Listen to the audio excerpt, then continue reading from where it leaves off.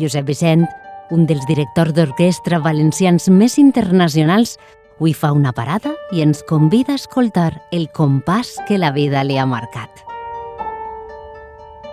Jo vaig néixer a un poble meravellós de la Marina Baixa, que es diu Altea, i que segueix sent per a mi un petit oasi quan vaig, no? És un lloc amb una energia molt especial i amb una llum molt especial. Allà vaig néixer jo.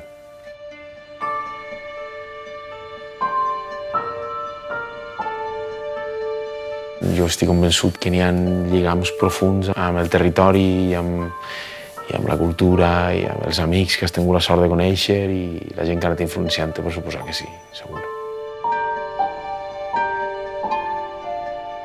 L'origen és una mica l'origen que tenim tots els músics valencians, que són molts els músics valencians en carreres, no? I que estan fent música arreu del món, i ens ve del fet que la nostra música, la música és part de la nostra vida al carrer, és part de les nostres festes, és part de les nostres celebracions. I la música popular aquí és una realitat viva, no?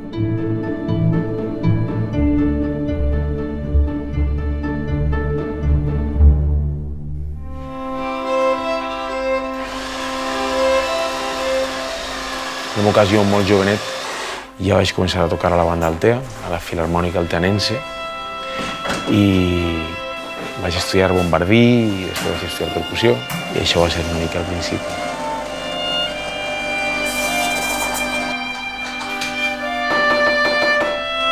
Jo estava molt obsessionat amb la música. Era un tio molt rebolicat també, no? I molt actiu i això, però jo estava tocant i estava escoltant l'altre i contestant-li a un altre i tenia sempre una visió una mica així ampla del fet de la música, no? I la meva mare ho veia.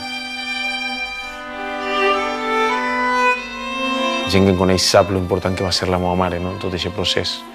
Una dona molt sensible, i ella va fer que jo mirara més enllà, no? De la música que tenia a prop. I va fer un esforç tremend d'enduia vesprada sí, vesprada no, feia 60 quilòmetres en aquella època, que es diu aviat això. Per dur-me al conservatori. Jo aguantava tota la vesprada ahí esperant al conservatori a Alacant, que eren 60 quilòmetres des de ma casa. O sigui, imagina't, ella feia 120 quilòmetres al dia. I ella és molt responsable, no? de que jo siga director d'orquestra avui. De fet, ella sempre ho veia. I quan n'hi havia una època, jo tenia una carrera així relativament important, entre cometes, com a percussionista, com a baterista. I ella sempre dia, no t'oblides que tu has estudiat i estudies i el que t'agrada és dirigir. I jo m'enfadava i tot, recordo. Això és aquesta etapa que tenim. Hi ha un moment de matar a la mare, no? Per dir-ho d'una manera, que estàs en contra. No? I jo li dia, mai jo això, mai ho faré, no m'ho digues més i tal.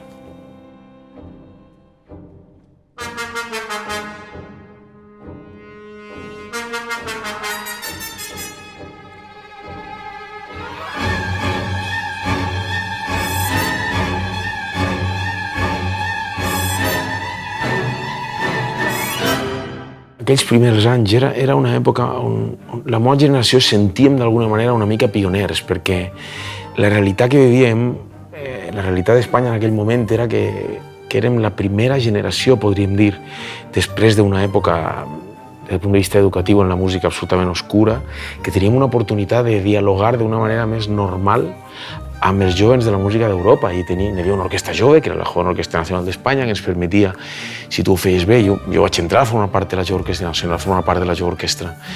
I vam anar al Festival de París, i vam anar al Carnegie Hall, i ens sentíem molt pioners. Sí, arribo als 18 anys i em dona una beca, de fet, la Honde, la Jove Orquestra Nacional d'Espanya, per estudiar un any fora. I jo havia conegut als professors de l'Orquestra Concertgebouw i vaig decidir anar a estudiar allà. I això va ser un moment molt important en la meva vida. Probablement el moment decisiu que m'ha convertit en qui jo sóc avui va ser aquest moment.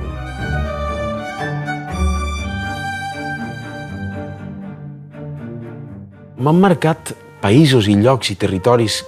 No és que m'hagin marcat més les orquestres de més nivell, que hagi tingut l'oportunitat de conèixer i de treballar amb elles. M'han marcat més algunes cultures i alguns llocs. Tot el període de treball amb els jovens del món, amb la World Orchestra, amb l'Orquestra del Món, Gires amb un motiu més important que el fet de la música. Gires amb una gran càrrega diplomàtica i de convivència. Eixes són les que m'han marcat.